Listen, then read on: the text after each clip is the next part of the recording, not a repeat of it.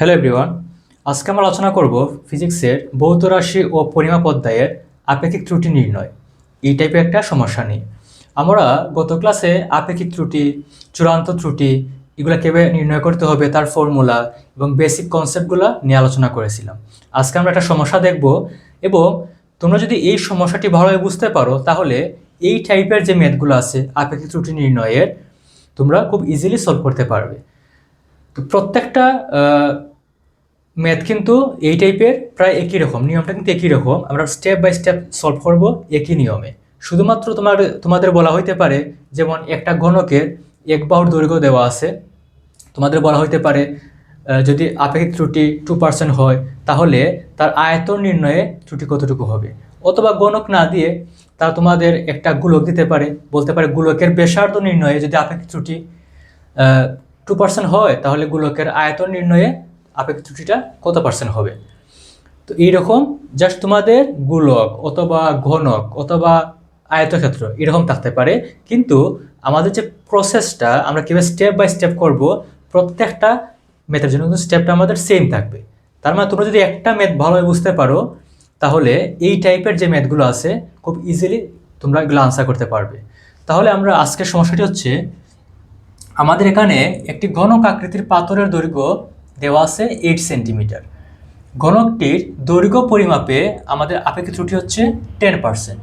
তাহলে আয়তন নির্ণয়ে আমাদের আপেক্ষিক ত্রুটি কত হবে? দেখো, আমাদের কিন্তু বলা হয়েছে আমাদের দৈর্ঘ্য হচ্ছে 8 সেন্টিমিটার। আমরা যখন ঘনকটির দৈর্ঘ্য পরিমাপ করেছিলাম তখন আপেক্ষিক ত্রুটি হচ্ছে 10%। যখন আমরা আয়তন হিসাব করব তখন আমাদের ত্রুটি কত পার্সেন্ট হবে? তো আমরা জানি ঘনকের যদি এক বাহুর দৈর্ঘ্য, ঘনকের এক বাহুর দৈর্ঘ্য যদি এ হয় তাহলে ঘনকের আয়তন হবে, ঘনকের আয়তন সমান হবে এ কিউব। এটা হচ্ছে ফর্মুলাটা তোমাদের জানা থাকা লাগবে। যদি আমরা ঘনকের এক বাহুর দৈর্ঘ্যকে আমরা এ দ্বারা প্রকাশ করি তাহলে ঘনকের আয়তন হবে এ কিউব। এই আমাদের আয়তনের সূত্রটি কাজে লাগিয়ে আমরা এই ম্যাথটি সলভ করব। তাহলে আমাদের প্রথমে ধরে নিতে হবে ঘনক আকৃতির পাথরের দৈর্ঘ্য আমরা লিখতে পারি, ধরি ঘনক আকৃতির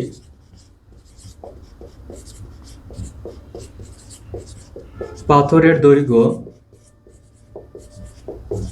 পাথরের দৈর্ঘ্য এ ইকুয়াল 8 সেন্টিমিটার। এটা আমরা ধরে নিলাম। এখন আমাদের পরে বলা হয়েছে ঘনকটির দৈর্ঘ্য পরিমাপে আপেক্ষিক ত্রুটি 10% হলে তাহলে আমরা বলতে পারি দৈর্ঘ্য পরিমাপে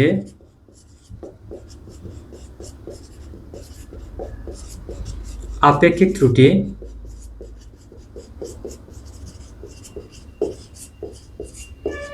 10% হলে দৈর্ঘ্য পরিমাপে আমাদের চূড়ান্ত ত্রুটি হবে, দৈর্ঘ্য পরিমাপে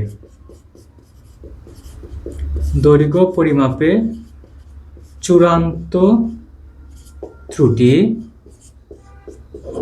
সেটি হবে, দেখো তারা বলছে আমাদের পাথরের দৈর্ঘ্য হচ্ছে 8 সেন্টিমিটার, আমাদের ত্রুটি হয় 10%। তাহলে যদি আমি বলি এই মার্কারের 10% যতটুকু হবে অবশ্যই আমাদের এই স্কেলের 10% অবশ্যই মার্কার 10% থেকে বড় হবে। তার মানে কার 10%? তোমার এইটা লেখা লাগবে এই জায়গাতে। 10% যে এটা ত্রুটি হয়েছে কতটুকু 10%? এটা হচ্ছে 8 সেন্টিমিটারের 10%। এটা কিন্তু 100 সেন্টিমিটার 10% না, এটা হচ্ছে 8 সেন্টিমিটারের 10%। তার মানে আমরা এটা লিখতে হবে 8 এর 10%। তার মানে লিখতে পারি 8 এর পরিবর্তে আমরা গুণ দেব, আর 10%কে লেখা যায় 10/100।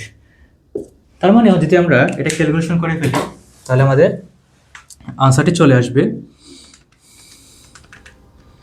ইন্টু হচ্ছে 8, তার মানে আনসার আসবে 0.8। এখানে 0.1 আসবে, 0.1 ইন্টু 8 0.8। তার মানে আমাদের ত্রুটি হচ্ছে 0.8। এটা হচ্ছে চূড়ান্ত ত্রুটি 0.8। ওকে, এখন আমরা তাহলে আমাদের এখানে বলা হয়েছে পাথরের দৈর্ঘ্য হচ্ছে এ সমান 8 সেন্টিমিটার। তাহলে আমাদের দৈর্ঘ্য পরিমাপে, বা আমরা বলতে পারি সর্বোচ্চ দৈর্ঘ্য, সর্বনিম্ন দৈর্ঘ্য, আমরা বিষয়টা এইভাবে বের করবো। আর প্রথমে আমরা পাথরের দৈর্ঘ্য যেহেতু এ বলা আছে, আমরা বলতে পারি পাথরের প্রকৃত আয়তন, যদি 8 সেন্টিমিটার হয় পাথরের দৈর্ঘ্য, তখন পাথরের যে আয়তনটা আমরা তাকে বলতেছি প্রকৃত আয়তন। ভি সমান হচ্ছে, আমরা সূত্র জানি এ কিউব, তার মানে এটা হবে 8, বা আমরা প্রথমে সূত্র বসিয়ে তারপর আমরা মান বসাতে পারি এ কিউব, তার মানে আমাদের আনসার আসবে 8 কিউব, তার মানে আমাদের আনসার আসছে 512 সেন্টিমিটার কিউব। এটা হচ্ছে পাথরের প্রকৃত আয়তন। এখন আমরা বের করব পাথরের দৈর্ঘ্য নির্ণয়ে আমাদের সর্বোচ্চ দৈর্ঘ্য। যদি আমাদের ত্রুটি 0.8 হয় তাহলে সর্বোচ্চ দৈর্ঘ্য কত হবে? সর্বোচ্চ দৈর্ঘ্য আমরা বলতে পারি এল ম্যাক্স, বা এ ম্যাক্স বলা যেতে পারে, যেহেতু আমরা এখানে এ ধরেছিলাম দৈর্ঘ্যকে, এ ম্যাক্স, সেটি হবে, পূর্বে আসছিল এটা 8 সেন্টিমিটার, যেহেতু এটা সর্বোচ্চ দৈর্ঘ্য তাহলে এটা বৃদ্ধি পাবে, প্লাস আমরা দেবো এই জায়গাতে সর্বোচ্চ কত হতে পারে, 8 প্লাস 0.8, তার মানে এটা হবে 8.8 সেন্টিমিটার। তার মানে এখান থেকে সর্বোচ্চ আয়তন বের করব। সর্বোচ্চ আয়তন কতটুকু হতে পারে? সর্বোচ্চ আয়তন ভি ম্যাক্স, এটি হবে 8.8 তার কিউব। তাহলে আমাদের সর্বোচ্চ আয়তন হবে 8.8 টু দি পাওয়ার 3, তার মানে আনসার আসবে 681.472 সেন্টিমিটার কিউব। এবং আমাদের আমরা বলতে পারি এখানে আমরা সর্বোচ্চ দৈর্ঘ্য বের করছি এবং সর্বোচ্চ আয়তন বের করছি। তারপর আমরা বের করব সর্বনিম্ন দৈর্ঘ্য এবং সর্বনিম্ন আয়তন। এই অংশটা আমরা উপরে লিখব।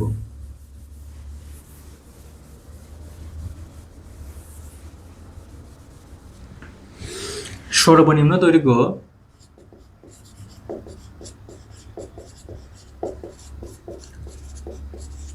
হবে এ মিনিমাম, এটা মাইনাস হবে 8 মাইনাস 0.8 ইকুয়াল আসবে 7.2 সেন্টিমিটার সর্বনিম্ন দৈর্ঘ্য। তাহলে সর্বনিম্ন আয়তন হবে, সর্বনিম্ন আয়তন ভি মিনিমাম, এটা হবে 7.2 টু দি পাওয়ার 3।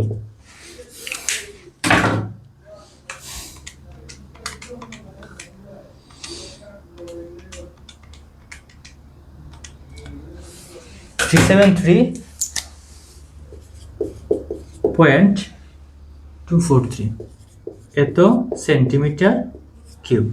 ওকে, আমাদের সর্বোচ্চ আয়তন পেলাম, সর্বনিম্ন আয়তন পেলাম। এখন আমরা বের করব চূড়ান্ত ত্রুটি। তাহলে সর্বোচ্চ আয়তন নিয়ে আমাদের আমরা বের করি চূড়ান্ত ত্রুটি, তখন হবে সর্বোচ্চ আয়তন নিয়ে চূড়ান্ত ত্রুটি। আমরা পড়েছিলাম চূড়ান্ত ত্রুটি সমান হচ্ছে আমাদের পরিমাপকৃত মান মাইনাস প্রকৃত মান, তার অ্যাবসোলিউট ভ্যালু। তার মানে আমাদের পরিমাপকৃত মান হচ্ছে ভি ম্যাক্স এবং ভি মিনিমাম, এই দুইটা। আমাদের প্রকৃত মান হচ্ছে বা প্রকৃত আয়তন হচ্ছে 8 কিউব, অর্থাৎ 512 সেন্টিমিটার কিউব। তাহলে আমরা প্রথমে, যেহেতু আমরা সর্বোচ্চ আয়তন নিয়েছি, আমরা ভি ম্যাক্স থেকে পরিমাপকৃত মান থেকে বিয়োগ করব প্রকৃত আয়তন ভি, তার অ্যাবসোলিউট ভ্যালু। যদি আমরা এটা বিয়োগ করি তাহলে আসবে ভি ম্যাক্স হচ্ছে 681.47 এবং 2 মাইনাস হবে 512। এটা যদি আমরা বিয়োগ করে ফেলি তাহলে আমাদের আলটিমেটলি আনসার আসবে 681.472 মাইনাস 512, 169.472, 179.472। ওকে, এত সেন্টিমিটার কিউব। এটা হচ্ছে আমাদের সর্বোচ্চ আয়তন নিয়ে চূড়ান্ত ত্রুটি। এখন আমরা বের করবো সর্বনিম্ন আয়তন নিয়ে চূড়ান্ত ত্রুটি। সর্বনিম্ন আয়তন নিয়ে চূড়ান্ত ত্রুটি এটি হবে,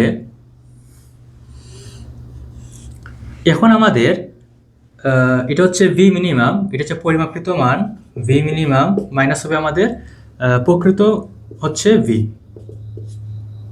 বি আমাদের মিনিমাম হচ্ছে 373.243 মাইনাস আমাদের প্রকৃত 512, তাহলে আমরা বিয়োগ করে দিব 373.243 মাইনাস হবে 512, আনসার আসবে, এটা অ্যাবসলিউট করলে এটা প্লাস হয়ে যাবে 100, যদি আমরা এটা এখানে আনসারটা মাইনাস 138.757 আসবে। যদি আমরা এটা মডুলাস বা অ্যাবসলিউট বলে এই জায়গাতে আছে, এটা মাইনাসকে প্লাস করে ফেলবে, তার মানে এটা হবে 138.757 এত সেন্টিমিটার কিউব। এখন আমরা এখানে দেখতে পাচ্ছি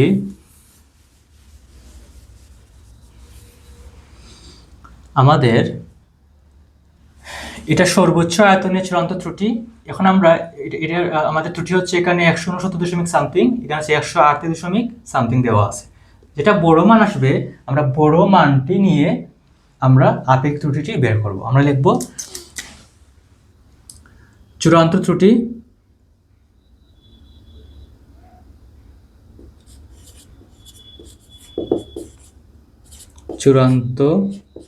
ত্রুটি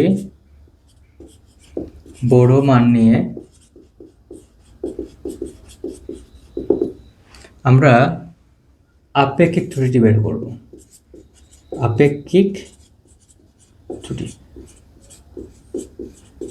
ত্রুটি হবে, আমাদের সূত্র দেওয়া ছিল, উপরে থাকবে আমাদের চূড়ান্ত ত্রুটি, আমরা যেহেতু বড় মান নিব তাহলে এটা হবে 169.472, আমাদের নিচে থাকবে, বা এটা আমরা বাংলাতে লিখে দিতে পারি, তাহলে তোমাদের সূত্রটা ভালোভাবে মনে থাকবে। উপরে থাকবে আমাদের চূড়ান্ত ত্রুটি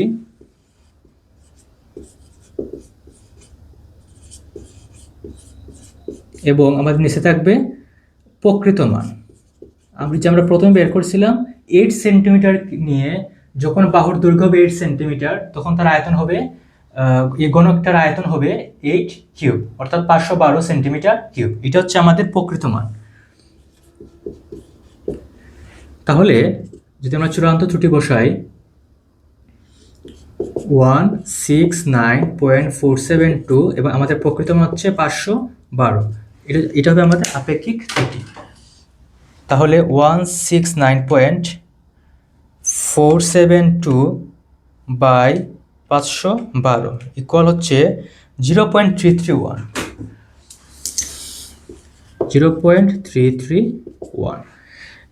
সুতরাং আমরা লিখতে পারি শতকরা আপেক্ষিক ত্রুটি, শতকরা আপেক্ষিক ত্রুটি সমান হবে 0.331 ইন্টু আমরা 100%, আমরা 100 দ্বারা গুণ দিয়ে দিব, এটা শতকরা পার্সেন্টেজ চলে যাবে, তাহলে 100 দ্বারা গুণ করলে এটা আনসার হবে 33.1%। এটা হচ্ছে আমাদের আনসার। তো তোমরা এই প্রসিডিউরে তোমরা এই টাইপ ম্যাথগুলো করতে পারবে। যদি তোমাদের দৈর্ঘ্য পরিমাপে ত্রুটি দেওয়া থাকে তোমরা প্রথমে নিবে তোমার যে মানটা দেওয়া থাকবে দৈর্ঘ্য নিবে, তার আয়তনটা বের হবে, প্রকৃত আয়তন। তারপর আমরা যে ত্রুটি হয় ধরলাম 0.8 ত্রুটি হয়েছে, তাহলে আমরা প্রথমে বের করবো সর্বোচ্চ দৈর্ঘ্য, পরে বের করবো সর্বনিম্ন দৈর্ঘ্য, পরে সর্বোচ্চ আয়তন, সর্বনিম্ন আয়তন। তারপর আমরা সর্বোচ্চ আয়তন নিয়ে আমরা চূড়ান্ত ত্রুটি বের করব এবং সর্বনিম্ন আয়তন নিয়ে আমরা চূড়ান্ত ত্রুটিটি বের করব। তারপর যেটার মান বড় হবে সেটিকে নিয়ে আমরা এইভাবে আপেক্ষিক ত্রুটিটি বের করব, যে আপেক্ষিক ত্রুটি সমান হচ্ছে চূড়ান্ত ত্রুটি বা হচ্ছে প্রকৃত মান, এটা বা হচ্ছে প্রকৃত মান হচ্ছে 512, ভাগ করলে আমাদের যে মানটি আসবে তাকে আমরা 100 দ্বারা গুণ করে আমরা পার্সেন্টেজে প্রকাশ করব। আমরা বলেছিলাম গত ক্লাসে যে আপেক্ষিক ত্রুটি হচ্ছে, এটা বলতে বোঝায় একটা মেজারমেন্ট কতটুকু নির্ভুল, তার অ্যাকুরেসিটা কত সেইটা প্রকাশ করে, যার জন্য আমরা এটা পার্সেন্টেজে প্রকাশ করি। এই হচ্ছে আমাদের আজকের ম্যাথ। তো আশা করি তোমরা সবাই এটা ভালোভাবে বুঝতে পেরেছো।